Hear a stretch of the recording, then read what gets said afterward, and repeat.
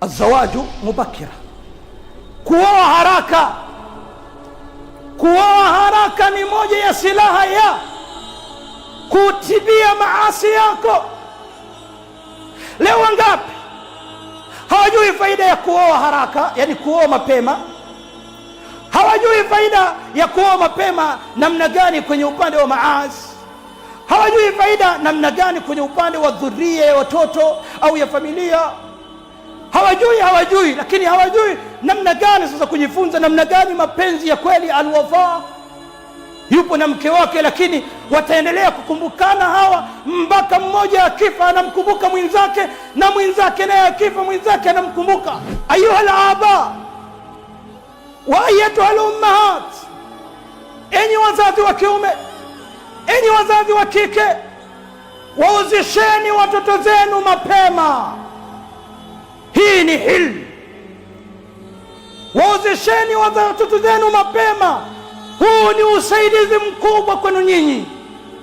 Huu utakuwa ni, hatusemi uzuzu, lakini unakaribia. Baba ana mali nyingi sana, mtoto anataka kuoa, baba anakazana tu, subiri tafuta mali zako alafu ndio tuoa. La, muozeshe huyu mtoto. Madamu kakwambia anataka kuoa, huyu mzuri, innahu yurida an yadkhula albayta fi babihi, huyu anataka kuingia katika nyumba kwenye mlango. La yuridu an yadkhula buyuta an-nas fi an-nawafidh, hataki kuingia katika nyumba za watu kwenye madirisha. Huyu anataka kuoa. Mvoti, mkubali, msifie, kisha muozeshe. Kuna faida kubwa.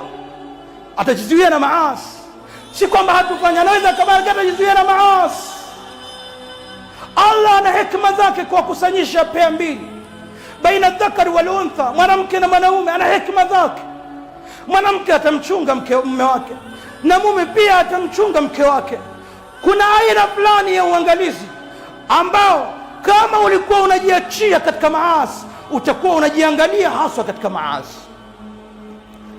Faida ya kuoa mapema ni kujizuia na maasi. Maana yake kama mtoto ambaye ameshafikia bali hata mzazi wake kamuozesha mapema, muda mwingi mtoto huyo ameutumia katika kujizuia. Hawaangalii wanawake za watu. Kuoa mapema, miongoni mwa faida zake, mnapata watoto mapema.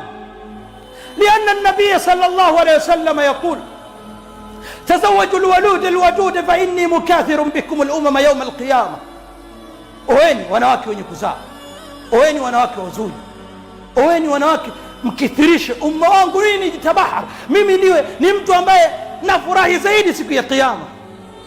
Leo mwanamke kajizuia kuolewa, kaingia kwenye zinaa nyingi, katoa mimba zaidi ya 5, kaolewa, mimba hazipatikani mimba hazipatikani. Analia, anasikitika, anaingia mpaka kwenye ushirikina, hamna mimba. Atansa ya binti alhalal, unasahau wewe binti ambaye umezaliwa katika hali ya uhalali, unasahau uliyofanya mwanzo, unasahau ambaye kadha. Lakini tunasema Allah jalia hawa ambao imetokea hivi na wapo katika ndoa, Allah jalia uwape kizazi kilichokuwa kizuri na watubie kwa Allah subhanahu wa ta'ala.